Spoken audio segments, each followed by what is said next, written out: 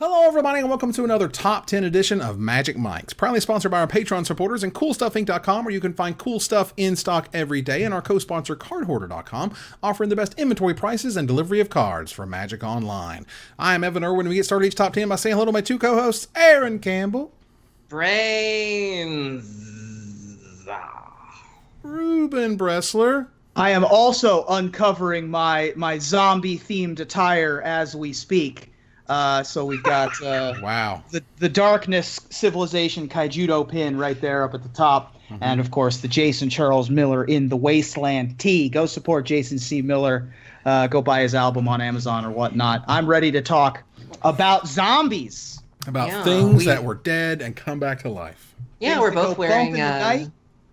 Yeah, we both have our zombie-themed T-shirts. I got mine from Gen Con. It says Necromancers, Reduce, Reuse, and Reanimate. It's very on-brand. And the minute I saw this shirt, I was like, I need this in my life. And what a great episode to wear it on. What are necromancers if they aren't healers that just don't give up on their patients? It's funny that you mentioned that because, the World of Warcraft expansion came out today, and I love healing, and that's such the people are always really surprised by that. They're like, but you're such a black mage. You play dredge, you love dead things. More importantly, why aren't you an undead? But how are you a healer? And I was like, I just love healing. It's like you said, I just don't know when to stop. Clerics might stop when, death might be a barrier for some people, but necromancers, they never say die. Absolutely. Well, I didn't get the memo to wear the super cool theme stuff, so I'm just like, well, that's okay. It's okay. You're on theme because you're dead to me. You're also on theme because you're so pale, so you could technically be dead. There you go. Those Amonkhet mono white zombies coming. Oh my goodness. How white are you? Are you compared to an Amonkhet mono white zombie? Oh, don't you worry. I am also quite the Orzhov mage with the black soul but the white exterior. Mm-hmm. Well, we also begin with our choice of the top comment from last week in a segment we call Honorable Mention, where Ruben will tell us who was the most luxuriant and letting us know what card we did not choose as one of our top 10 control finishers. Ruben? Every once in a while, there is a consensus among the commenters of something that we missed. And this week, certainly there was a bit of a consensus. And the comment that I decided to reward for said consensus is our good buddy Scott Campbell. I believe he won the D&D themed giveaway when he identified the map behind me in that one episode. And this week, his comment is going to win this week because he said, "I did not think this was possible.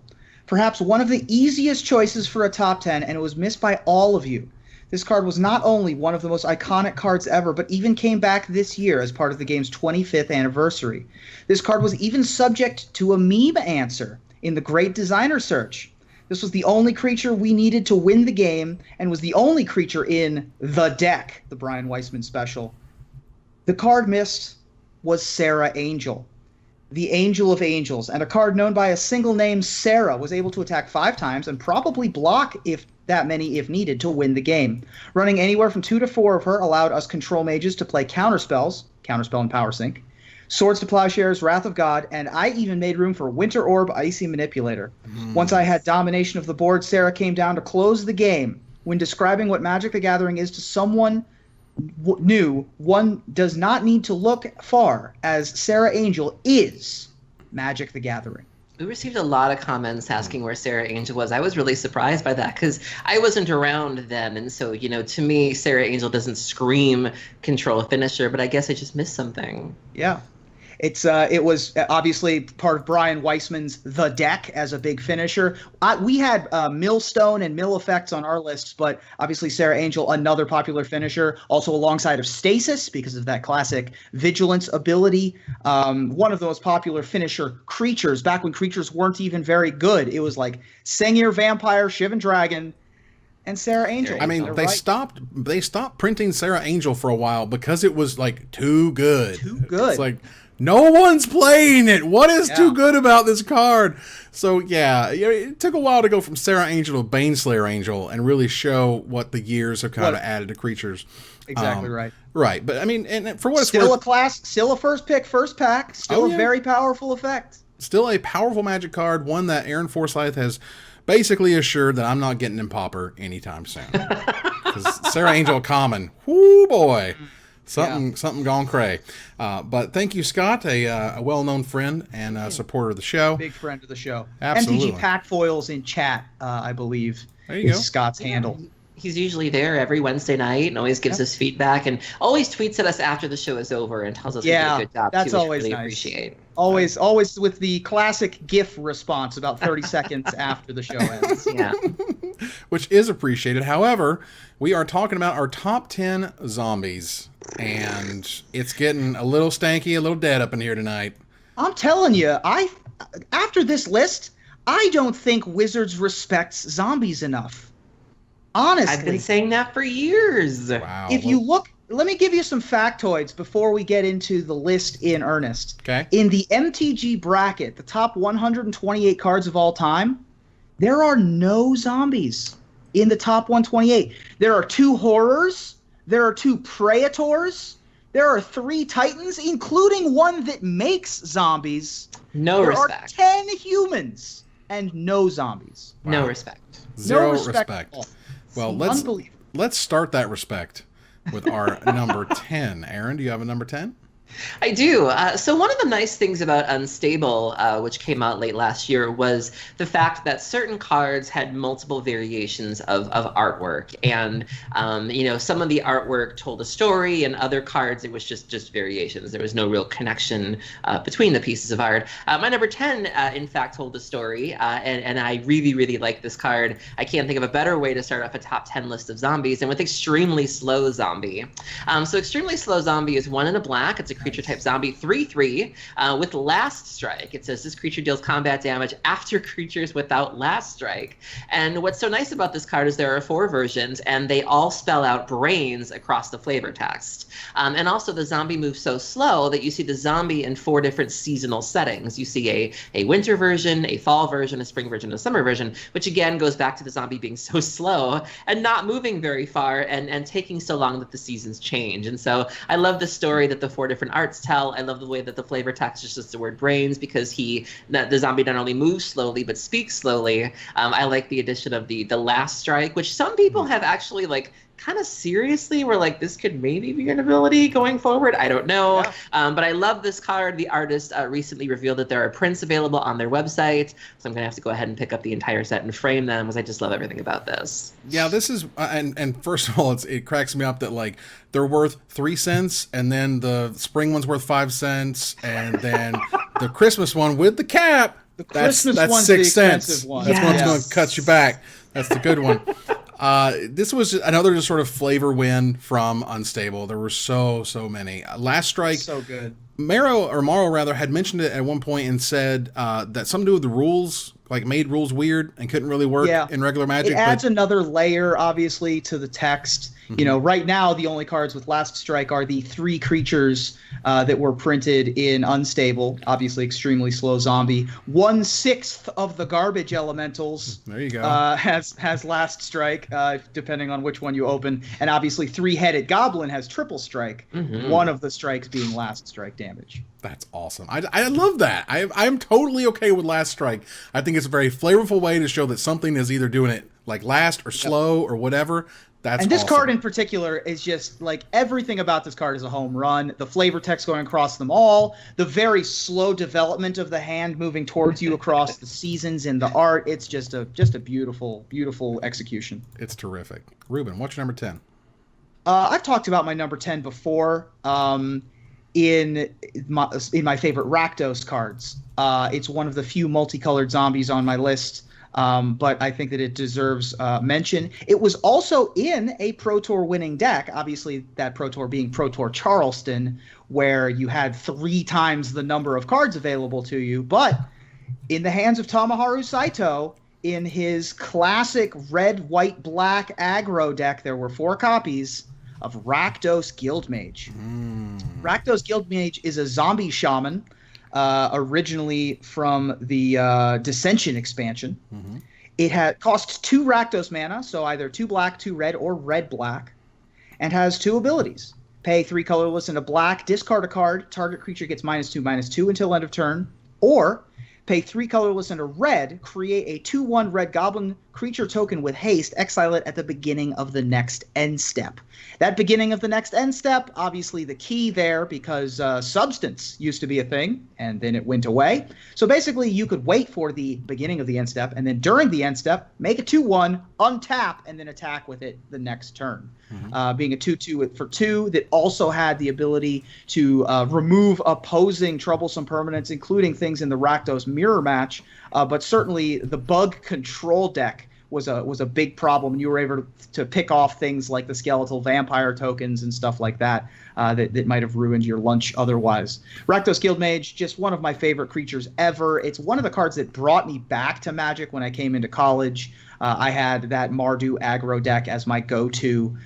Turn 1 Isamaru, turn 2 Rakdos Guildmage was a big favorite play of mine. And we've talked about this before, and honestly, this is one of the ones that I was like, you know what, I want to talk about other zombies, because I've kind of raved about how much I love this card, and this card helped me win a tournament once, and I don't win a lot of tournaments, spoiler alert. Right. I appreciate, you didn't have to write so fast. Okay. I appreciate how the promo is just like a zoomed in version of the art. Like, they're like, alternate artwork, what's that? Let's just get closer. Promo too. Those are special. Those are tough to come by. Well, not too tough to come by in terms of Rakdos Guildmage, but it just, they might not be expensive. I haven't seen one in a decade. I used to have a playset of those, and then when I sold them at Grand Prix Columbus in like 2007, I'm not sure I've seen any more. Unfortunately, they're only worth like $1.25, but that's fine. Yeah, they don't see play anymore. No, but it just cracks me up. It's just like, we're going to make this token, we're going to make this promo version, zooming on the head. Let's get freaky up in here, because that card is freaky looking. But it's great. Yeah. The card is still good. Like, it's difficult to find creatures back then that can sort of hold up and stand up to today's designs. And I think it's Rakdos Guildmage and Celestia Guildmage, or the two Guildmages, I think, in particular, are just as good as they used to be. Maybe not quite as good, but very close.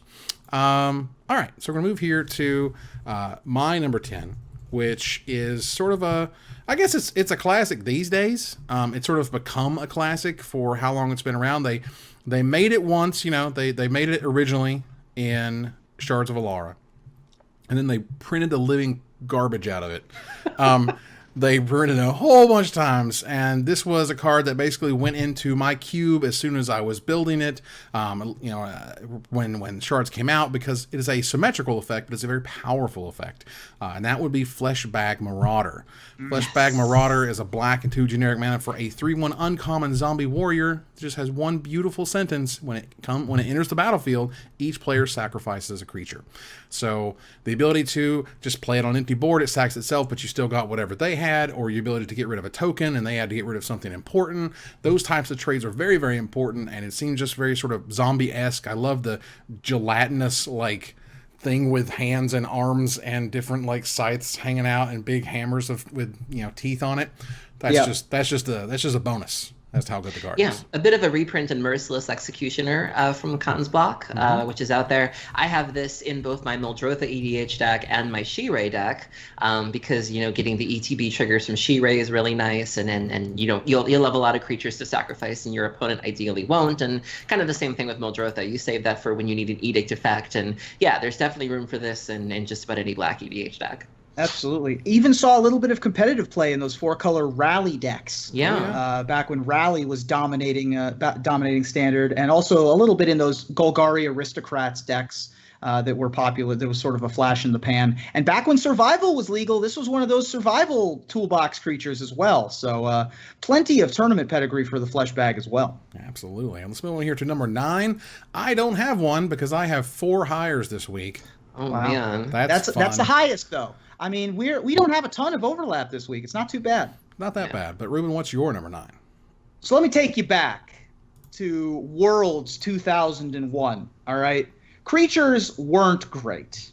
They just weren't. All right, the best we had was Skizzik, and that got reprinted at Uncommon and Dominaria and sees no play in Constructed. These were the days of just the most efficient removal. You had things like, you had Vendetta, and then you had Merfolk Opposition, which was a real Static Orb and stuff. You had to deal with Dark Fires, dealing with all of your removal spells.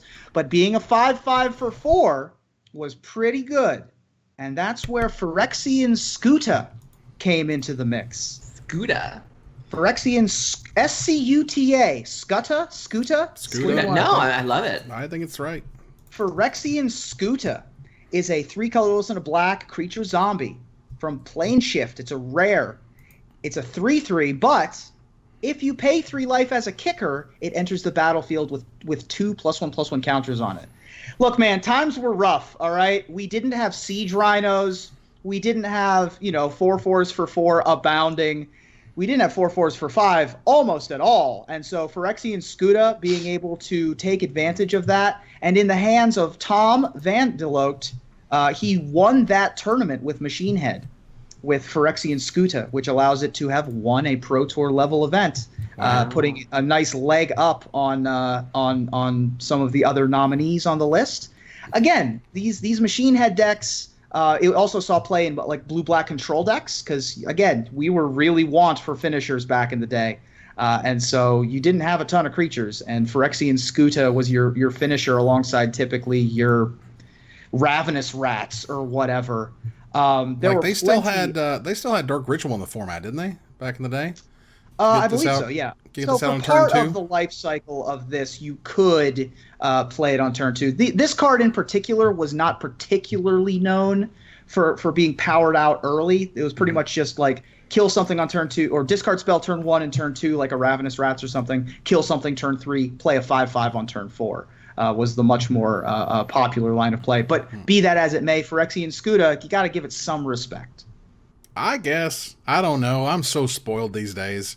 I know. It's tough to look through the lenses, but look, man, back in 2000, 2001, creatures were garbage. You paid four mana for a 5/5, even at the cost of 3 life. That's good. That's good eating there. That's good, clean living back in 2001. All right. Yeah. Aaron, what's your number 9? So fun fact, if you're like me and didn't know what a Scuta was, I actually just Googled this. Apparently, it is the plural form of a scutum, which is the second dorsal sclerite in each thoracic segment of an insect. Great. Evan's head just exploded. Be sure to investigate your scutum for weird bumps and bruises every once in a while. Any scutum lumps, you gotta get those checked out. That's just a good health tip for you. All right. You don't become a Phyrexian Scuta. That's true. That's true. So for my number 9, I really wanted to compile a list of zombies that either broke the mold or broke the rules. And one of the cards that breaks the rules a little bit, at least in terms of Commander, is my number 9.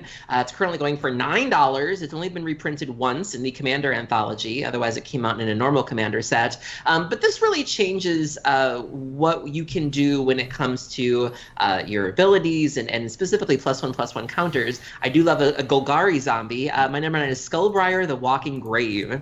So Skullbriar is 1 black and 1 green, legendary creature, zombie elemental, 1/1 with haste. Whenever Skullbriar the Walking Grave deals combat damage to a player, put a +1/+1 counter on it, and then counters remain on Skullbriar as it moves to any zone other than a player's hand or library. So if you put it in your graveyard, it has the counters on it. If you put it in the command zone, counters on it. I don't know of any other card that lets you do that. That's so revolutionary. And, with Golgari, it's not hard to do that. I know people tend to think of Selesnya as being more of the anthem counters kind of thing, and populating and things like that. But this can do it too. You think of Corpsejack Menace, for example. And so I really like this card. It gets out of hand very, very quickly, and most two-mana commanders do. The art is deliciously creepy. It just kind of looks like a tree with like bones and like little skulls, and there's crows, and the art is really, really creepy. And I just love how it breaks the rules in terms of it getting bigger doesn't change because you happen to deal with it. If you exile, it's going to have the counters on it, and that's so cool.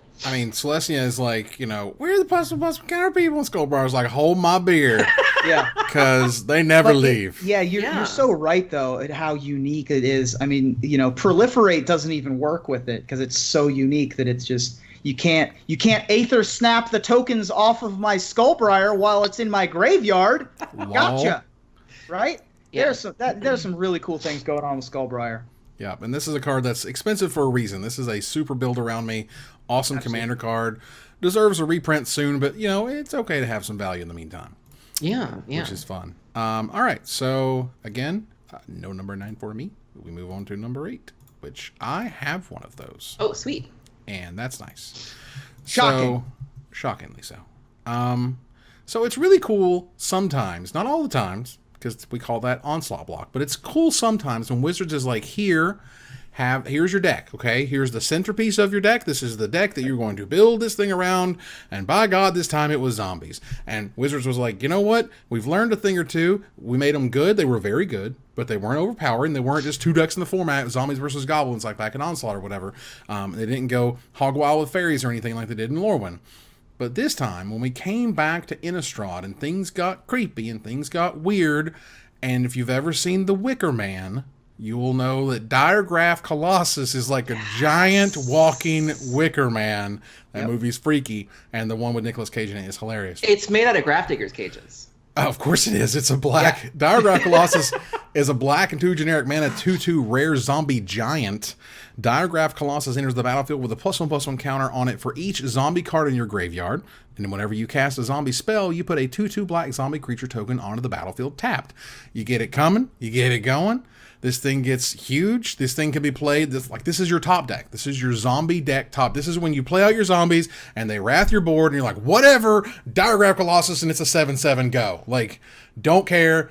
Doesn't matter if they die. It's very zombie-like, and it's a zombie giant. It's a giant zombie. It's right there. Yeah, and if you look really closely, you can see the on the card Grafdigger's Cage. You can see that there are runes in the metal of the cage, and if you look very closely, you can see pieces of the cage. The cage is what forms the framework for the Colossus. All the cages sort of piled together, and there's a similar kind of Grave Titan effect of it just being full of individual zombies. Like, and you can see zombies hanging out of the framing of all of the cages, and so the art is very, very cool, and just it was the top end for the zombie deck before rotation, and very, very fun card. Gets out of hand very quickly. I like how the top end is 3 mana. Yeah. That's me up. That was it. Pretty much. I mean, it was this and the Lord of the Accursed were the sort of zombie lords that were in the... Obviously, Jerry Thompson won the Pro Tour with Mono Black Zombies, also was responsible for getting Christian Calcano that top 8. Chris Fennell also played 4 copies in that top 8. Responsible for keeping Aetherworks Marvel from winning and getting into the Pro Tour Cube, which I think would have been a problem. Just an excellent card. Just flavor home run, art home run, and a card you wanted to open in draft, a card you wanted to play 4 of in standard deck around a tribe, and it won a Pro Tour. I mean, what else can you say? All right. Well, there you go. So, Ruben, what's your number 8? My number 8, according to our buddy, the Aether Hub, has the highest stats all time in terms of Grand Prix finishes, Pro Tour finishes, and high-level finishes of any zombie. When he came out with that episode last year. And now it's probably changed since then, but at the time, nobody, and I mean nobody, topped Lifebane Zombie. Lifebane Zombie is a colorless, a black, and a black for a 3/1 zombie warrior that has Intimidate. And I think you'd probably just play that card. I think you'd probably just play a 3/1 for 3 mana Intimidate that gave you 2 black devotion. And Intimidate does what again? Intimidate says that creatures can't be blocked except for by artifact creatures and or creatures that share a color with this one, so only black and artifact creatures. Oh, by the way, it also has a card advantage thing built into it, especially in a format with Restoration Angels, Thragtusks, and Tristanis and the like. When Lifebane Zombie enters the battlefield, target opponent reveals their hand. You choose a green or white creature card from it and exile that card. This card had first life, or unlife as it were, in the Jund mid-range decks that were quite popular, being able to take opposing Huntmasters of the Fells, Scavenging Oozes, and Thragtusks, and was a very popular card all the way through that. It was even in a blue-black sort of, I mean, not really control. I mean, it was a draft Grand Prix, but it did win a Grand Prix in a sort of more controlling deck. And then, of course, had second life, or unlife, primarily in the Orzhov control and Black Devotion decks that were dominant over the next several years, 2013, 2014, after the Pro Tour Theros Mono Blue Devotions had taken over and people realized, wait a second, I think Mono Black Devotion is where we want to be. Lifebane Zombie, just a complete house, able to be a 2-for-1, able to be a source of a win condition all by itself, all for the low cost of 3 mana. Yeah, I played a black-green rock in standard at the time, and oh yeah, the things you're able to do, even if you whiff on it, you still get a 3/1 with Intimidate, and then it's just either way you slice it, it's a good card. I cast many of these in my day. Like at that point, it just becomes like a weird Jataxian probe that lets you have a 3/1 intimidate after. Which you'll take. Yeah, worst comes to worst, you get to look at your opponent's hand and know what their removal and counter spells are. Like that's still pretty powerful. A free peek. This is one of those cards that as green and white gets better, this card gets better. This is a sort of a hate card that I really enjoy the design of because it ebbs and flows. It's never just like, hate green white things. It's like, no, as green white gets better, this gets more playable. Right. It's not crap, it just gets more playable. It's funny that you say that though, because I seem to recall there being some controversy about it. I think Kibler might have actually brought it up, because he loves his Naya colors. I think he was the one that complained about its design and actually saying the opposite, that he felt it was almost oppressive. Yeah. And it can be. This is, there's a weird wire that only Magic R&D gets to walk, which is like, I want to hate out something, but I don't want it to be too good, because if it gets too good, it's too prevalent. It's too prevalent, which means no one plays green and white just because of splash damage at that point. Yeah. So it might have been a little bit too much when it showed up. It is. I think it's a bit much, but if it's a bit much and it's only number 8 on this list. Okay. Aaron, what's your number 8?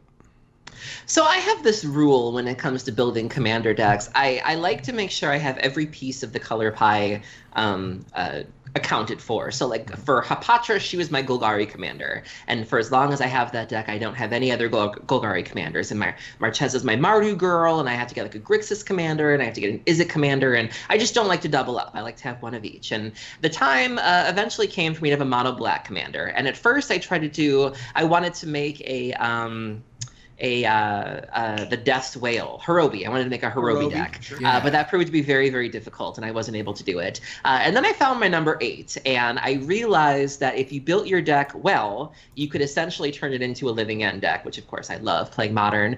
You pair Morality Shift with my number 8, you can have a really, really good time. My number 8 is Balthor the Defiled. So Balthor, which is also known as like CVM, it's basically CVM if he was a zombie, trust me. Right. Telling you. So it's 2 colorless and 2 black for a zombie dwarf legend creature, 2/2. All minions get +1/+1, which is really not relevant to anything. Or you can pay 3 black and remove Balthor from the game. Each player returns all black and all red creatures from their graveyard to play. So if you play a card like Morality Shift, you basically swap your graveyard for your library, and then you and before you know it, you're Garying for like 80 and just having a really, really good time. So Balthor is really good. You play the deck that I had built with Balthor was basically just a black zombie deck. And even when you're not doing the Balthor thing, you're just playing a zombie. You're playing your zombies on curve. You're doing the beatdown thing. And then your backup plan is you just play Balthor. And you make sure that you have the mana rocks and the ramp, things like Black Market, to be able to Balthor over and over again. And you just kind of keep bringing things back from the dead. And if your opponents in the commander game aren't playing black or red, they're not benefiting from it, so you can form alliances that way. If somebody else is playing those colors, you're like, hey, we can work together. Like, let's keep these guys down. I got you. And so it opens up some political discussions in Commander, which are really, really nice. You can play a fair game if you have to, or you can turn the corner and do broken things. And I've had a lot of fun with Balthor in my day. I had no idea what Morality Shift did. This is a 2 black, 5 generic mana, a 7 mana rare sorcery from Judgment. Exchange your graveyard and library, then shuffle your library. Wow. Swap them up. Wow. I'm just going to put these, in a 99 card format? Boy, that's a nice one. Just going to turn this little pancake over. It feels so good. Oh my God. Balthor was a big character during the Torment storyline. First getting a printing as Balthor the Stout, as a mono red creature that gives your barbarians a bonus. And then after his death, saving Kamal, he basically threw himself in front of Laquatus' champion to let Kamal escape into the forest. But then he was, of course, brought back by the Kabbalists and became Balthor the Defiled. Obviously, in a commander setting, the exile drawback is not terribly relevant, so you get to use the ability 2, 3, 4 times in a game, which is pretty nice. And yeah, Balthor is just an excellent shout out to an old creature, and obviously a black creature in Judgment. Not going to get a ton of shout outs, but I like that this one did. Wow. I mean, Kabbalist? Is it really not Kabbalist? Kabbalist. Kabbalist, are they fixing their shoes? Like, what's going on here? Kabbalism. That's a cobbler. Kabbalist. Exactly. Yeah. I always say Kabbalist. I mean, I said shaman this week. Aren't you proud of me? I am very proud of you, Ruben. We experience pride. Hold on. Quiet for 1 second. Wow. Kabbalist. All right. Kabbalist. I am proven wrong, ladies and gentlemen. We move here to number 7. Oh my goodness. I love number 7, and that it is clearly not on anybody else's list, and that's okay. Because this card for me, I've been to Nationals a few times, and one of those times was in Chicago. And let me tell you, that pizza, mwah. And Ruben and I, got to hang out and stuff, and it's great. Got to hang out. We played each other in a Nationals grinder. That was fun. That was fun. So, and in that tournament, there was a certain one-drop, ye olde Figure of Destiny, and it needed something to fight it. It needed something to get there, to get through the white mana stuff, particularly the white removal and whatnot, that was prevalent at the time. Didn't do much against Scred Red, but that was a different deck and a different story. And I'm pretty sure it was Melissa DeTora who either won a side event like a PTQ or some sort of like big side event they had at Nationals, who originally said, hey, there's this weirdo card in Eventide, and it's called Still Moon Cavalier. Yes, I'm so glad this is on someone's list. And it was so just happy. The perfect card for the perfect event, and from there on out, it became almost like it immediately shot up to like $10, $15 or whatever. Everybody had to have their copies. Word got out. Oh my goodness, cats living with dogs. Still Moon Cavalier is 2 Orzhov mana and a generic mana, so 2 black or white mana and a generic mana for a rare zombie knight from Eventide. It's a 2/1 that has protection from white and black. Protection was still a thing back then, and it's damn powerful. It has Orzhov mana : it gains fly until end of turn. It has Orzhov mana : it gains first strike until end of turn. Or, finally, 2 Orzhov mana, it gets +1/+0 until end of turn. So it became a huge mana sink. It was an amazing top deck. It was great early for stopping that Figure of Destiny shenanigans, and it was great late because it could get evasion and smack it upside the head, and nobody wanted to block it because it could give itself first strike. So like it kind of had all the tools to put together. It needed the metagame where it could shine, and it got one, and it was great, and I love this card. It's fantastic. Yeah, I love this card so much. This was a card that me and my buddy Andrew Temple brewed the night before a tournament. We were like, well, everyone's playing Kithkin and Fairies in this Lorwyn block PTQ. Let's just main deck all of our Still Moon Cavaliers. And then we were trying to figure out the sideboard, and ye old Mike Long walks by and basically helped us brew our sideboard strategy of Moonglove Extract to deal with opposing Still Moon Cavaliers in this PTQ, which we both dominated. He made the finals of and lost to Ken Mayer. Nice. Which was unfortunate, but you can't win them all. Wow. Still Moon Cavalier is a Ken Nagel creation where he basically stapled together the old Pump Knights from like Order of the Ebon Hand and Order of the White Shield from back in the day. Mm-hmm. Still sees a tiny bit of sideboard play when those Abzan decks pop up. You can see Still Moon Cavalier popping up in sideboards. Just a wonderful card. I love it so much. I've played so many Still Moon Cavaliers because I'm obviously a Kithkin guy, and I needed a nice little turn 3 trump card over the Bitter Blossoms, and that certainly fit the bill. Oh, man. That's yeah, I love me a Still Moon Cavalier. Yeah, the card is terrific. All right, we're going to move on here to Aaron. What's your number 7? We're going to keep the Commander train going. So my number 7 is currently sitting at $30. It has been printed once. And I can assure you, it is not because it's seen competitive play. It is purely a Commander All-Star. It is a card that is capable of broken things. I can think of at least one infinite combo that you can pull off with this card.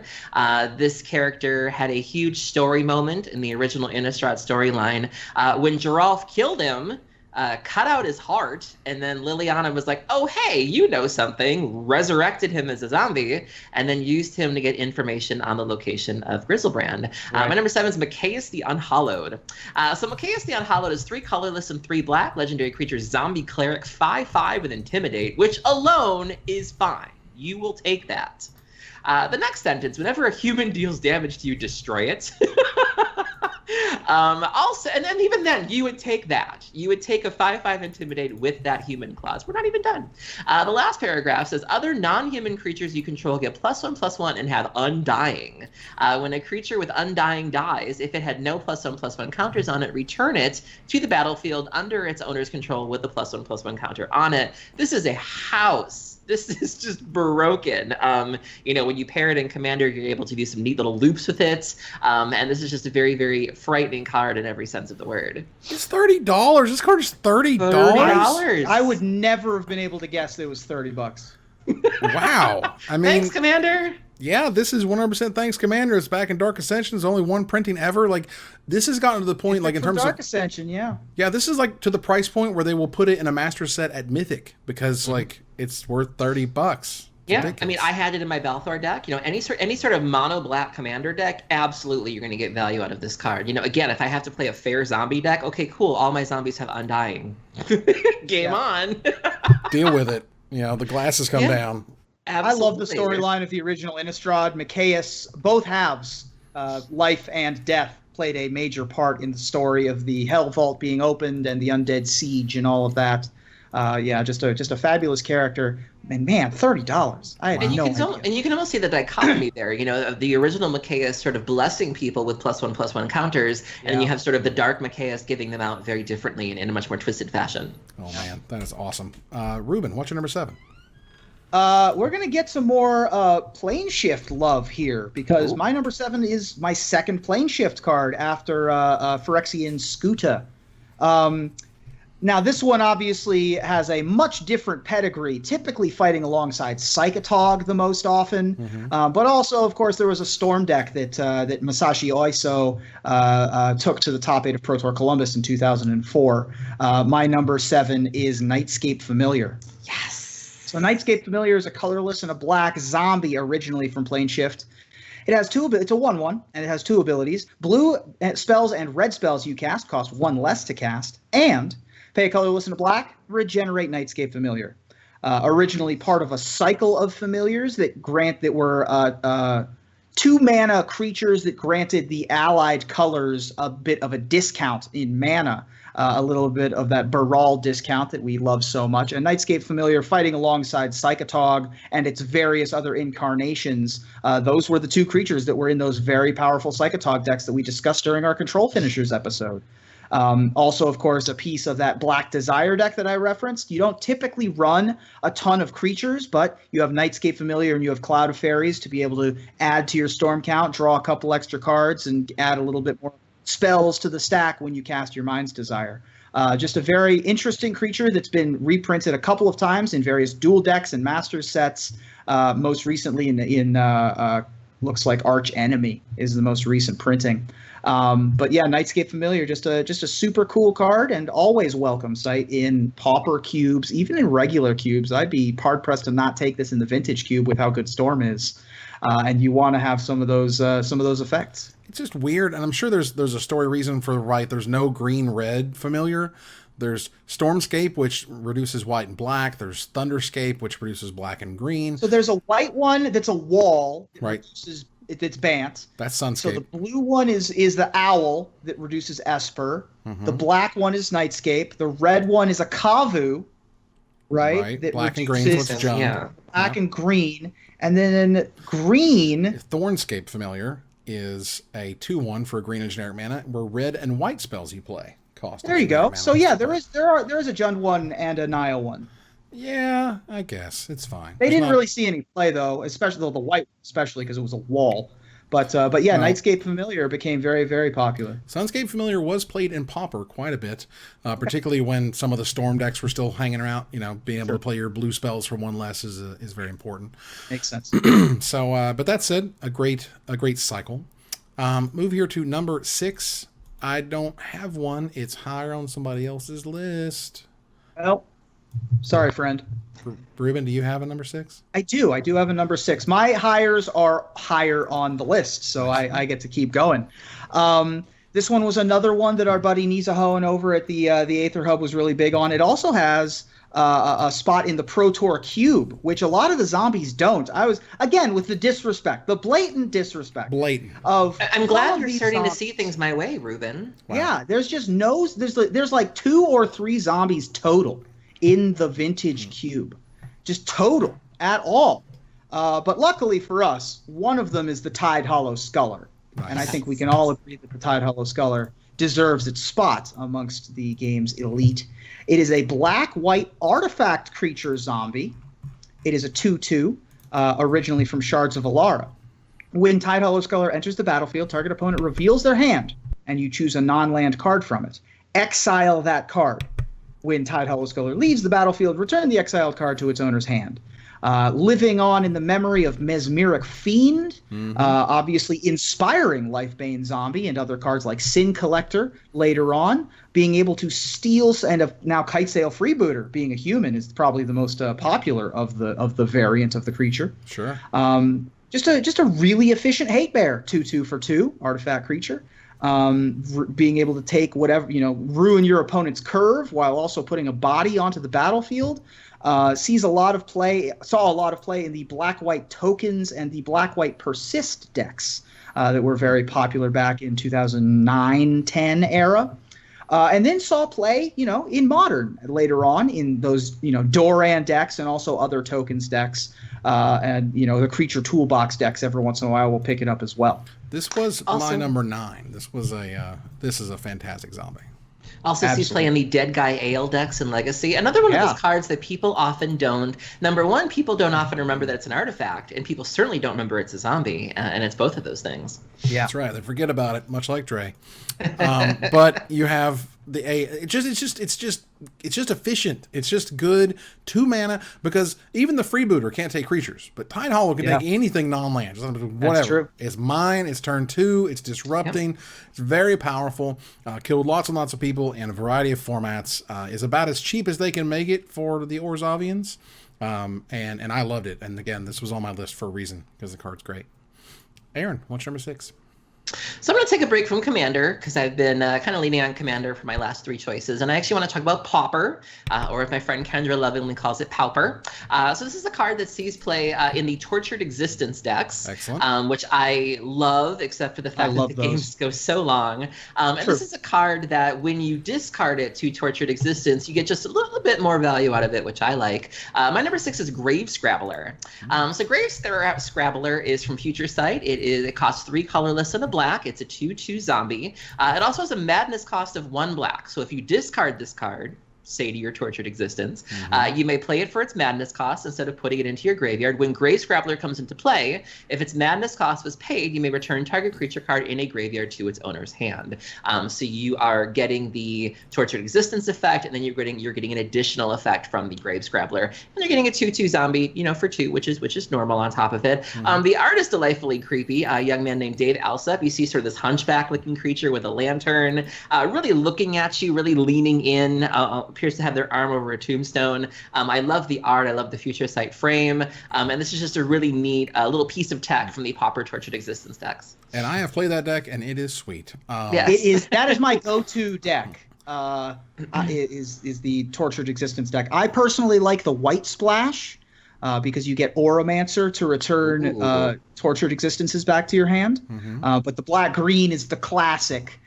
Again, though, that deck only has like 1 zombie in it, and it's that card. It's that one. Then there's like Carrion Feeder, and those are the only zombies. But you've got like 85 horrors. You got Fume Spitter and Horror of the Broken Lands. You got Tree Folk and Imps. You got Golgari Brownscale Lizards, which Golgari Brownscale, no joke, that card's great. Oh, yeah. That card's the reason why you're able to win most games, is because you lock the game up and then gain 6 life over those 3 turns. That's a great choice. Yeah, and Dave Alsop in particular does some incredibly creepy stuff. He did Murderous Redcap. He did Putrid Leech. He did Doomgate. Remember the big giant? Yeah. Oh, I love me Doomgate. Yes. I played that impromptu raid dramatic entrance deck. At a States one year. I've attacked with many a Doomgape. So we're move on here to number 5. And in number 5, I can actually talk about a card now. Yay! Which is Appreciated. This one in particular it was very similar. When we get to my number 4, which we're not going to get to until later because it's higher on someone else's list, but those two kind of swap places back and forth because I felt they were very similar in terms of power level and cards and interactions, whatever. This one, though, this was great because sometimes you just see cards and you're like, my God, that card is fantastic. Like, that card is good, coming and going. That card is good. I'm going to see it play in all the black decks moving forward for the next year and a half or whatever, because when you read Geralf's Messenger, you go, that card is That card is terrific. That card is just dumb. Like, that card is so good. It's 3 black for a 3/2 rare zombie from Dark Ascension, only printed once. Thanks, Wizards. It enters the battlefield tapped, and you're like, oh my god, it enters the battlefield tapped, it's gotta suck. And it's like, no, no, no, no. When it enters the battlefield, target opponent loses 2 life. And it has Undying, which means when this creature dies, if it had no +1/+1 counters on it, return to the battlefield under its owner's control with a +1/+1 counter on it. So it turns from a 3/2 into a 4/3, and it's draining you for 2 every time it enters the battlefield. So this was back in the day when we didn't really get creatures that kind of had a very pushed power level to this degree, and we're like, whoa, a zombie does what? You know, so that was really cool. It was amazing in like the Sam Black aristocratian type decks where you could really play around with sacrificing creatures. And again, this sacrifices for value, and Drolf's Messenger was just a metagame mainstay from day one. Day one. Yeah. I played with this in the Black-Green Rock deck. I would sacrifice this to Disciple a Bolus, and that way I would get my 3 cards, my 3 life, and I'd come back and get the Undying trigger. Mutilate was in the format, so you'd be like, mutilate for a bunch, and then you don't care because your opponent's board goes away, and you're running this and Thragtusk, so that when both of those things die, you're getting a beast, you're getting Geralf's Messenger. You don't care, if a board wipe happens. And so yeah, the card was extremely versatile, extremely annoying. This was also in the format with the Black-Red Zombies decks, which was tier 1 at the time with Mortar Pod. So you sacrifice it to Mortar Pod, and you're getting value out of it that way, and just a lot of really neat ways to do broken things with it. Yeah. Really popular in the black-red aggro, the Rakdos aggro decks, as well as those blue-black zombies decks that had a little bit of popularity alongside the Diregraph Captain as the zombie lord. Really, that comes into play tapped. Was sort of like a pseudo haste and unblockable when you just make your opponent lose 2 life. It's also easy to forget that this was a modern mainstay for a long time. At Pro Tour Return to Ravnica, Jund was by far the most popular archetype, and that creature suite was basically Bloodbraid Elf, Tarmogoyf, Deathrite Shaman, Dark Confidant, and Geralf's Messenger, alongside those 4 format all-stars. Wow. I mean, it's sort of lost its popularity now because we have a lot more exile effects. The metagame has certainly shifted a lot away from Geralf's Messenger, but as long as more metagames are more Jundy and you have a lot more things like Terminate and Lightning Bolt rather than those exile effects, we could see another Undying trigger return from Geralf's Messenger to competitive Magic. Yeah, the card is absolutely pushed and is absolutely awesome. Ruben, what's your number 5? My number 5, we were actually just recently talking about a couple of cards ago, but now it's Putrid Leech's turn to take the forefront, because Putrid Leech itself is in fact a zombie leech that is originally from Alara Reborn. What a world! Printed in a couple of dual decks ever since then. It is a black and a green for a 2/2 zombie leech. Pay 2 life. Putrid Leech gets +2/+2 until end of turn. Activate this ability once each turn. Primarily a all-star standout in Standard. Yeah. Has not really, I mean, it's a 4-mana, or it's a 2-mana 4/4 a lot of the time, especially in those Bloodbraid Elf lightning aggressive Juns, as opposed to the more control-y mid-range Juns. And of course, Putrid Leech has to compete with Tarmogoyf in those Jun decks as your 2-drop, or Grimflayer. Certainly many more options, but Putrid Leech had its day in the sun. Not too good to be a day in the sun for a Putrid Leech, but you know what? It wasn't too long there because they'll dry out. It wasn't a day in the salt, right? Oh, wait, that's the snail.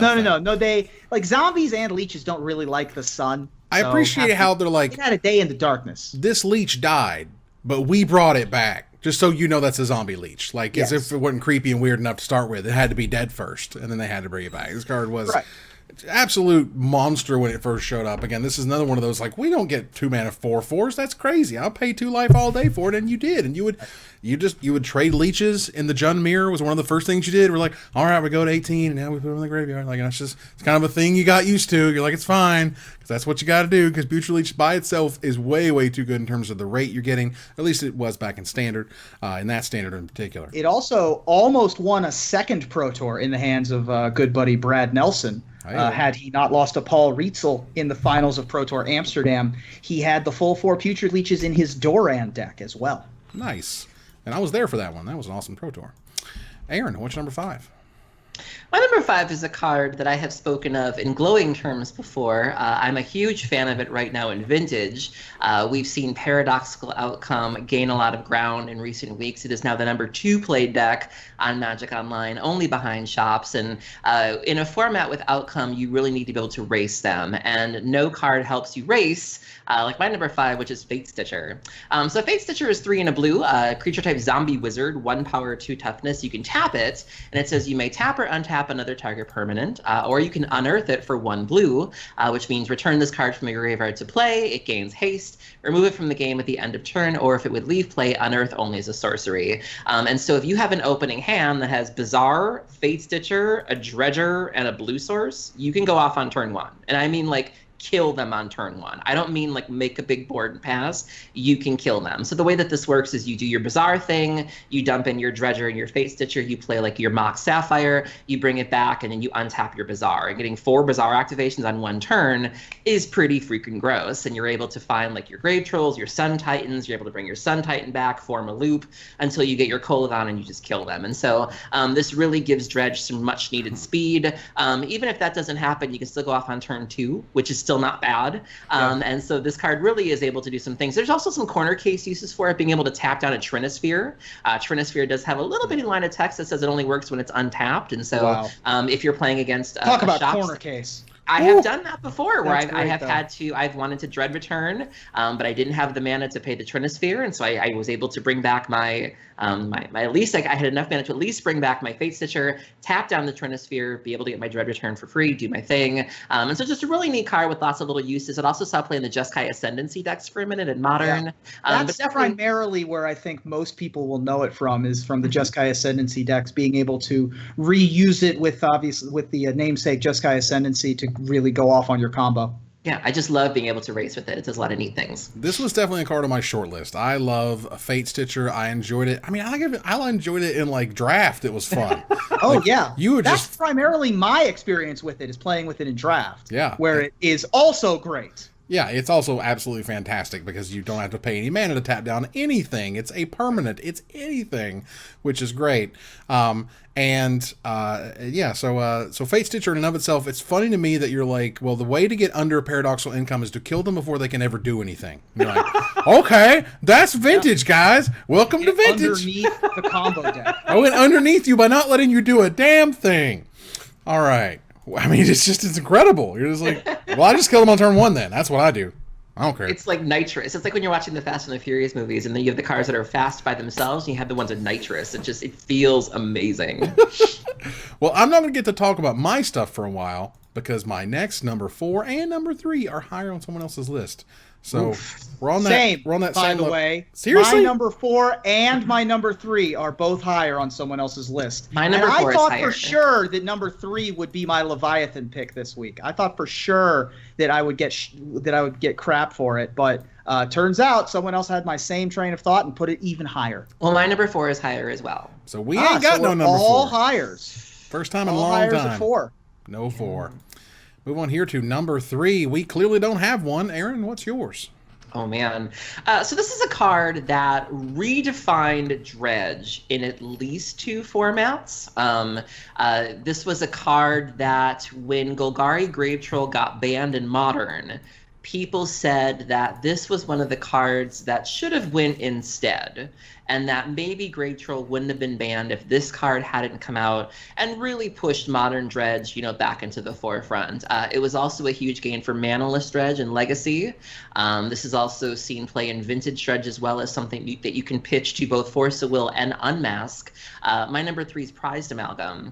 So Prized Amalgam is 1 colorless, a blue and a black. It's a creature type zombie 3/3. Whenever a creature enters the battlefield, if it entered from your graveyard or you cast it from your graveyard, return Prized Amalgam from your graveyard to the battlefield tapped at the beginning of the next unstep. That is not a may. This is something that happens. And so if you're able to kind of play with your turns and with the phases of a turn. You can time it so that you're always able to get them back, or you can also time it to where you, if you're worried about board wipes, you can wait until it's your opponent's turn and then make sure that you get them back at their end step and then be able to untap with a field full of prized amalgams.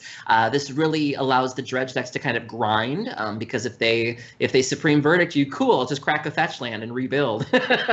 And the fact that you can pitch it to cards like Unmask and Force of Will is very valuable in those sort of older formats where you need to make sure that you have enough of your colors to be able to do your thing. The card is just great, and it just really redefined these decks in a way that nobody really could have expected. It's a little dumb for what it is. Like, it's a little dumb for what it is. It is very good. I mean, it brought Dredge back to the forefront in Modern for sure, in addition to the older formats. As a 3-mana 3/3, this is one of those cards that it made my short list, and then I went, well, I think there's no planet, there's no universe that exists that this is not on Aaron's list somewhere, so I feel cool talking about a different zombie. Like, this is also popular in the Sultai Emerge decks that had a little bit of popularity back in the day. This prized amalgam also was the dredge type, the pitch dredge archetype alongside Oath was what Shuhei used to win Season 5 of the Vintage Super League. Yeah. So certainly revitalized it in Vintage all the way through Modern and in Standard. Just an excellent creature. Yeah, some other niche applications as well. When you sacrifice them to Dread Return, you will get them all back when the creature you Dread Return comes back. If you pitch them to Haunted Dead, if you have like a couple amalgams just hanging out in your hand, because sometimes you do, pitch them to Haunted Dead and then they come back with your Haunted Dead. And so just lots of neat little things you can do with this card, and there's just so many things that trigger it. It's just a hell of a card. It's on brand. It is on brand. I just remember what a rules nightmare it was. Like, I remember when Tom Ross and Ross Merriam had started playing the deck at the Open Series level, and I remember taking this to PPTQs last summer, and judges hadn't got the memo yet, and just the judges that were like, I don't know what this does. And there were so many judge calls just because the timing in terms of the end steps. And there have been a couple times where I've had to say to people, is this your second main? Okay, cool. So I have something to do. And so lots of fun things you can do. Speaking of Golgari Grave Troll, it is a massive troll that Golgari Grave Troll is a skeleton troll and not a zombie. It's a massive troll that Grave Titan is a giant and not a zombie. It's just like there are two cards with Dredge that are in the top of the Magic bracket. Neither of them are zombies. Like, just the blatant disrespect that zombies get. It's unbelievable. No respect. Let's move on. No respect at all. Number 2. Rodney Zombie Fields is what I have. Wow. I have a feeling this is on someone else's list, at least one of yous. This card... That's right. I'm Southern. Sorry. Love it. Hey, y'all. This is a great card. I thought this is one of those cards that's like, it's such an iconic effect. It's such an iconic card. I feel like, we're in number 2 here. Okay. We're in the number 2 zombie of all time. I want you to know what this does. I want to be able to say what this card's name is, and you go like, got it. Like, that's what it does. And they've reprinted it a million times because you know that Gravedigger. You know what Gravedigger does. When I say Gravedigger, you're like, hello. It's a 4-mana 2/2 that returns a creature to your hand. It's a green. This was my number 3. This was where I was at. Yes. Wow. We're on the same page. Yes, a black and 3 generic mana for a 2/2 common zombie from Tempest originally. From Portal. Technically originally from Portal, which came out right before Portal Tempest. art up on the screen for the people, because that Portal art, boy howdy, let me tell you, that Portal art is some good. It's special. But the card in and of itself, being a 4-mana 2/2 that returns a creature back to your hand from the graveyard, it's as magic as apple pie. It's in M19. Was it part of Dominaria? Was it some weird set? No, they never put in Dominaria. They put in Amonkhet as well as an uncommon, because the creature in and of itself is very, very good. In Limited, you can chain these together where you keep getting your Gravediggers back. Right. And speaking of Limited, I mean, it's one of the most inspired. I mean, you know that it's a Gravedigger effect. That's just what it is. And so you have cards like Corpse Cur that give you a specific return effect. It's a part of plenty of Limited environments, from Cadaver Imp to Pit Keeper. Farika's Mender was an uncommon that I always loved picking early on to try to get stuff like that. Moriok Salvagers obviously inspired it as well. Mm-hmm. You had the Midnight Scavengers that melds with the Graft Rats to turn into whatever's on the other side of that. You have so many Gravedigger effects, and they're called Gravedigger effects for exactly that reason. It was originally a tongue-in-cheek reference, because Gravediggers, that's a job that a human being would have, but obviously it makes more sense to be a zombie, and certainly more grave-themed to be a zombie if you're the Gravedigger. Mm-hmm. Just an absolutely classic monster truck and magic card. Wow. Well, I'm +1 for the monster truck reference. Ruben, what's your number 2? It's Sunday. You pay for the seat, but you only need the edge. Yeah, exactly. Everybody's seen that commercial down at the Aurora, Illinois Pavilion, or whatever. Bring your friends. All right, Ruben, what's your number 2? You're going to need to do that voice during our next set review. This Sunday, the Guilds of Ravnica are coming back. Oh! Join us as the Azorius Guild takes on Rakdos Guildmate. Rakdos. Love it. All right, Ruben, what's your number 2? I definitely want to go to a Rakdos monster truck rally, except for that those would be actual monsters as trucks. Yes, I love it. All right. Now that we've gotten that out of our system, Ruben, what's your number 2? My number 2 is the reason why zombies won the Pro Tour. There were plenty of great cards in that deck. Relentless Dead played a major part. Mm-hmm. Obviously, we talked about Diregraph Colossus, the Lord of the Undead or whatever. But the reason why Jerry Thompson won that Pro Tour, it's because of Cryptbreaker, people. Cryptbreaker is the reason why that deck won the Pro Tour. So Cryptbreaker is a 1/1 zombie for 1 black mana. It's a rare from Eldritch Moon. It has 2 abilities. Pay a colorless and a black and tap and discard a card. Create a 2/2 black zombie creature token. And tap 3 untapped zombies you control. You draw a card and you lose a life. I mean, that mono black zombies deck had a lot of great stuff going for it. We didn't even talk about Dread Wanderer. We didn't even talk about Relentless Dead unless it's somebody's number 1. Liliana's Mastery is another one of these blatant disrespect zombies. That's like, it is a zombie, but it's not really a zombie. You know what I'm talking about? Like Bridge from Below is another one that falls into that category where it's like, it so badly wants to be in the top 10 zombies list, but it doesn't have it on the type line. Cryptbreaker does. Cryptbreaker is a zombie, makes zombies, draws cards with your zombies. It's not just a 1-drop. It's also a 2-drop because of that ability. Really fills out the curve for you. And it is the reason why that deck won the Pro Tour. And for all those reasons and more, I think it had to be the flag bearer here at number 2. It was definitely the missing piece. There had been a lot of ingredients for a good zombie deck for a while, but it was just missing something. And I remember when it first previewed, people weren't really impressed. They were like, "This is what we've been given. Like, this is the thing that's supposed to." I don't know, and people just didn't believe it. And then it took people a while to realize that it was good and to realize how to use it. But it even sees play in Legacy. Sometimes the Reanimator decks will pack it as a sideboard card because you're boarding out all your creature removal. Because you're so worried about getting rid of a Grizzlebrand, you're probably bringing in a lot of graveyard hate, and so sometimes just slamming a turn 1, almost like a Grim Lavamancer in a way of just sort of, here's this thing. If you don't deal with it, it's just going to run away with the game. And so it's a really cheap answer, a really cheap card that gets around graveyard hates. Pack Rats and other cards sometimes the Reanimator decks play because you're not really playing any board wipes certainly, and so you just kind of go wide. You're probably boarding out your Lightning Bolts against a Grizzlebrand, and so you just run away with the game that way. This is one of the best 1-mana 1/1s ever made. Absolutely. Just straight. This was exactly what that deck needed. One way to look for these cards in the future, when it has abilities, obviously A, that are card advantage, but B, abilities that you can use the instant you put it into play for no mana. This is tap 3 untapped zombies. Druid text. Exactly. Doesn't have to be this one. Could be other and also really fills a need that aggro decks tend to lack is card advantage. Decks like that tend to empty their hand very quickly, and then they kind of go to top deck mode. And so this gives you the ability to be kind of versatile, where you can just turn the card sideways, or you can play a little more strategically and draw cards and be able to keep the gas going. Right, and even if they wipe your board, like late game, you rip this, it's still great. It didn't stop being good. You go, oh, I'll make a zombie, next turn a zombie, the turn after that, and all of a sudden I can start drawing more cards. Like, that's amazing. Yeah. This card is super cool, was definitely on my short list, is great. Aaron, what's your number 2? My number 2 is a common that has seen play in Tier 1 decks in at least 4 formats.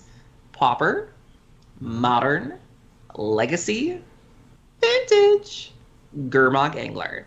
Nice. So Gurmag Angler is 6 of a black. It's a creature type zombie fish, serving dead fish, Henny. Wow. 5/5 with Delve. Each card you exile from your graveyard while casting the spell pays for 1 colorless. That's it.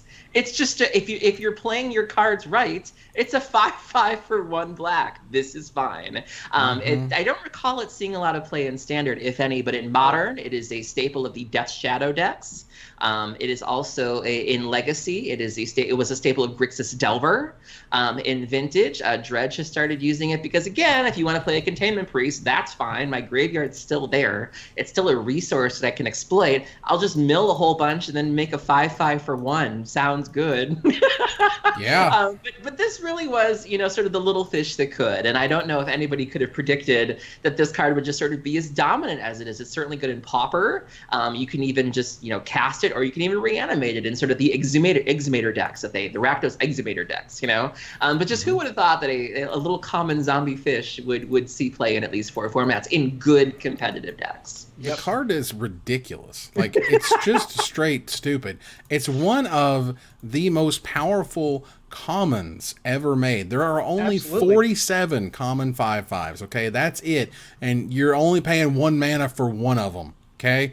Sometimes you can pay 4 mana if you want to do something like Imperiosaur or whatever, or if you're getting cute with like the blue serpents and stuff that have all these weird requirements for you. Most of the time you're playing 5 to 6 mana, and this is just 1. This is uno mana. It's 1 mana for a monster that takes a quarter of your life every single swing. Like, this card has only gotten better. This card has only gotten more powerful. Like, it's weird that I can even see arguments of like, this is too oppressive for Pauper because it's just so huge and I have to deal with it immediately. Sorry, go ahead. I was just going to say, it takes so little to fuel it, too. It's like you don't have to really go out of your way you don't even have to be milling yourself. You can just be casting spells, like casting Brainstorm. That dredge mechanic, man. Boy. Delve is broken. It's even broken. Just going about your business, like even if you're just playing a fair game of Magic, even if you're not bazaring or even if you're not dredging, just going about your business. Here's a ponder. Okay, fine. I'll fetch, and that's fine too. Oh, look, I have 6 cards. Like, you don't even have to go out of your way. You can just play a game of Magic, and before you know it, you have enough fodder to fuel this. This was my number 4. I mean, there's a reason why. This most recent Pro Tour, we finally had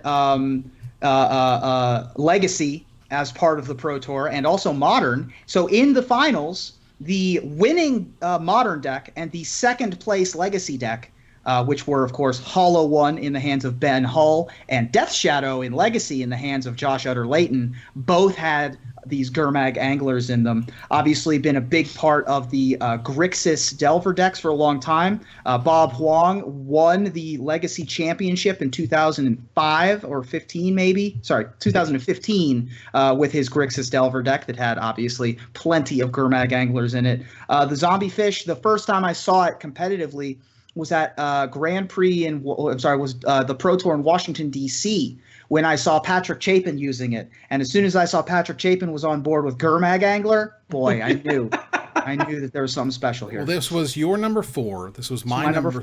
This was my number 3. Nice. And this was Aaron's number 2. So perfect. Clearly, we respect the zombie fish. Of course, I respect the fish. Just serving it up zombie style. Oh boy. Well, we get to move here to number 1, and I believe I have sussed out what both of your number 1s are, but I'm not sure. So Aaron, not sure whose is whose. That's another question, but I think I know who. Go ahead. So I talked a little bit about the missing piece of the puzzle when we were talking about Crypt Breaker and what it was going to take to make zombies a thing.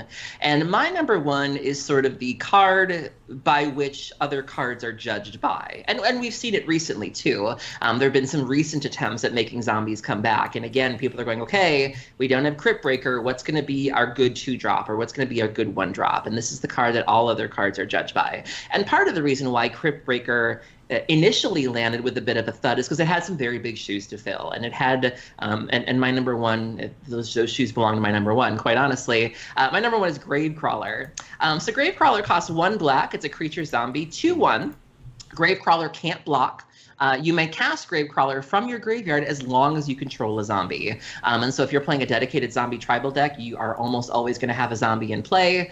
Your Gravecrawlers you can be aggressive with because you certainly ain't blocking with it. But you have no, you're fine using it as sort of a shock trooper of just tapping it, sacrificing it to your mortar pods, feeding it to a Falcon Wrath Aristocrat. Who cares? You're going to have a zombie in play. It's going to come back anyways. This is starting to see play in Modern with the Vengevine decks. Yep. As a way to sort of get those cheap creatures in play to be able to trigger the Vengevines. And then if, God forbid, this creature dies, you can also cast it from the graveyard, which will also trigger your Vengevines. And so this is having a bit of a resurgence in Modern. But this is the card that any zombie deck, if a zombie deck's going to work, it needs a good 1-drop. And it was Gravecrawler for a long time. Thank God Crypt Breaker ended up being good. But this is the card that they all have to live up to, and it's Gravecrawler. I have this at number 4. Because I do feel this is in the top 5 zombies. This is a zombie that many are measured to and against. This is an amazing 1-drop. It can't block, and that was actually a big thing about Dross Messenger was like it can't block the first turn it comes into play, but every other turn it's okay. Not being able to block often impacts it, but it's that second line of text, the ability to cast it.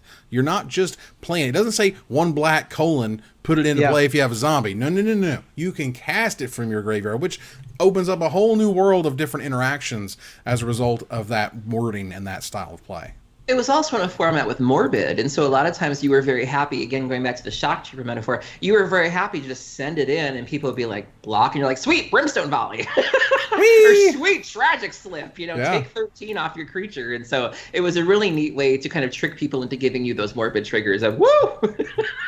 So through the power of deduction, in my own top 10 list, I know what Ruben's number 1 is. Ruben, are you serious? I am. Are you serious? 100%. There is no way this guy is number 1. There is none. I want to ask you a question. Does your number 1 have a home in the Magic the Gathering online Vintage Cube? Mine does. I'm pretty sure it does, but I'd have to go check. There are currently 3, and they are Gurmag Angler, Tidehollow Sculler, and my number 1. God. So that one's a check mark in my favor. Was your number 1 the centerpiece of a dominant standard archetype? It may very well have been. My number 4 Mine certainly was. Is yours a centerpiece presently of a dominant pauper deck? Mine certainly is. My number 1 is Grey Merchant of Asphodel. Mm-hmm. Gary. Number 4. Yep, also that. Grey Merchant of kicking your asphodel. I get it. I think it is 100% deserving of the number 1 slot.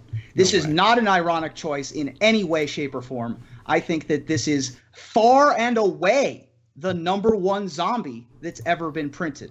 No, you're wrong, and I'll tell you why in a minute. Grey Merchant of Asphodel is a 3 colorless black, 2/4 zombie originally from Theros, and it is a common.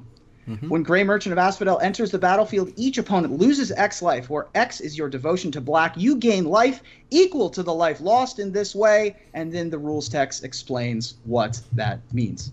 Grey Merchant of Asphodel is so dominant as its during its time in Standard that it was just ubiquitous. Mono black devotion was the most powerful thing that you could be doing in 2014 and through the end, just that year, I guess. Just for that year, yeah. It won every Grand Prix. It top-8'd only the one Pro Tour because people didn't figure out the power of Underworld Connections and Pack Rat just yet.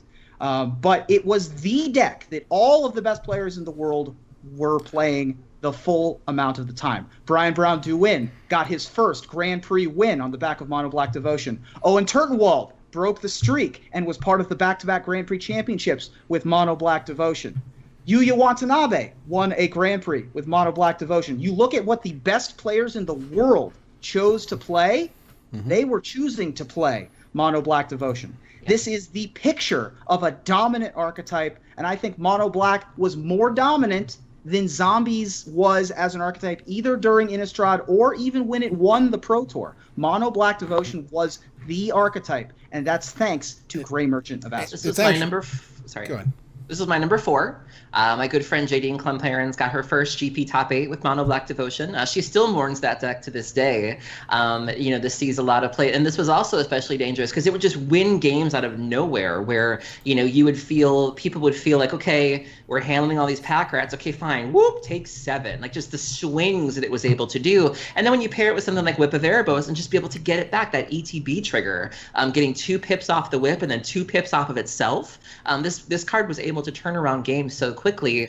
Sees play now in the Mono Black control decks and Pauper. I was using it in my Balthor deck, being able to bring your entire graveyard back and then counting all that devotion. Again, when you're playing Commander games, you're playing Two-Headed Giant, that's each opponent. So if you are playing Two-Headed Giant, I had friends that would just, and this was a common, so I had friends that would play Two-Headed Giant, just pool all your Garys together, and who cares if your deck was terrible, just drain them to death with Gary. And if you're playing Commander, everybody loses that life. It's just some really devastating swings that can come out of this card. Look at the stats. I'm telling you, I'm all Good about the butt stats. on it. I love me a Gravecrawler. It does not have the stats. All right.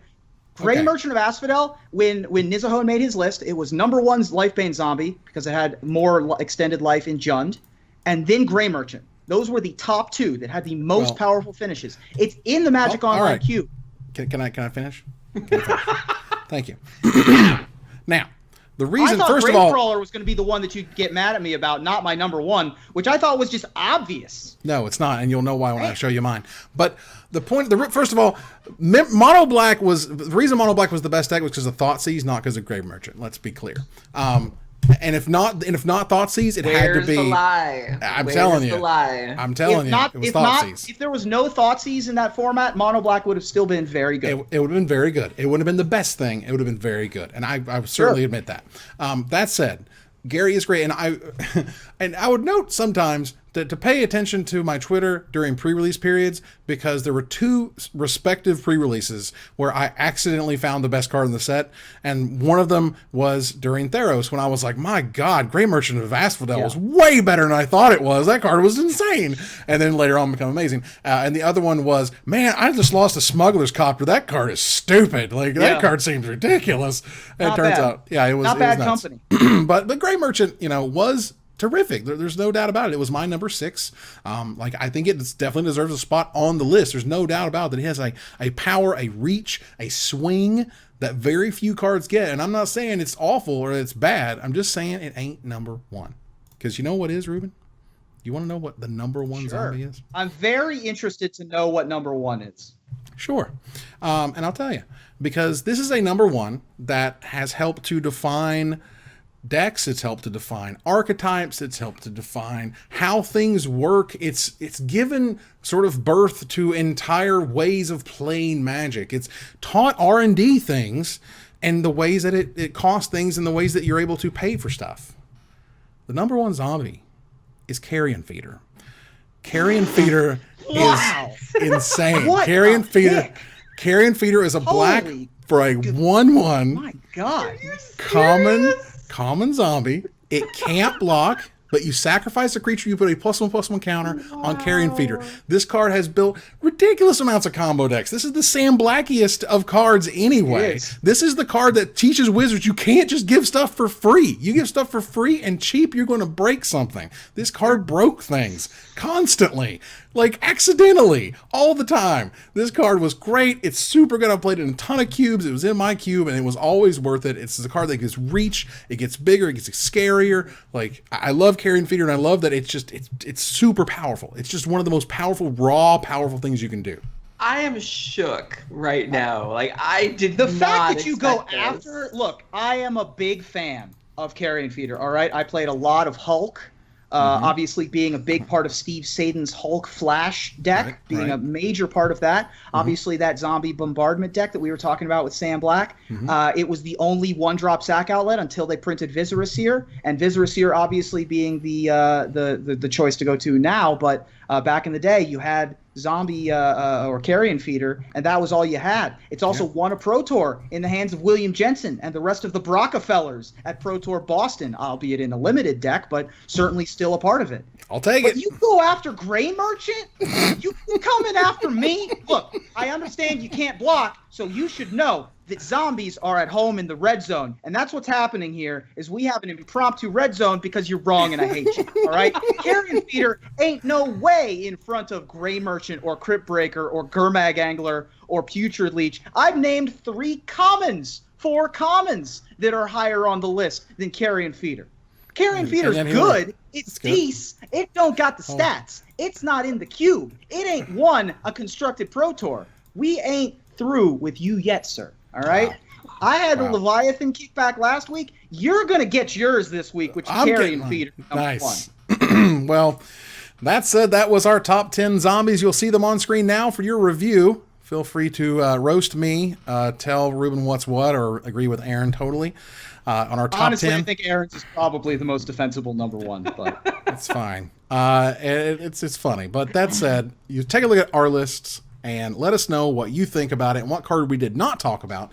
And we'll select our favorite to win a $50 gift certificate to CoolStuffInc.com. But before we go, I want to thank my co-hosts. Thank you, Aaron. Thank you for having me. Thanks, Rubes. Thank you. Hey, buddy. So we're going to move on here to our final slide.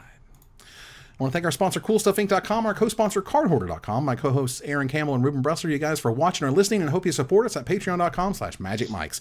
Follow, like, tweet, favorite, share, subscribe, do everything social that tells people we exist. Catch us online at Twitch.tv at Magic Mikes, on Twitter at Magic Mikes Cast, our Magic Mikes subreddit, and like the Magic Mikes page on Facebook. Talk to us privately at MagicMikesPodcast@gmail.com. Follow the audio-only podcast at MagicMikesPodcast@Libsyn.com, or find us on iTunes, or join us here next week. Same time, same place, for another episode of Magic Mikes. Good night, everybody.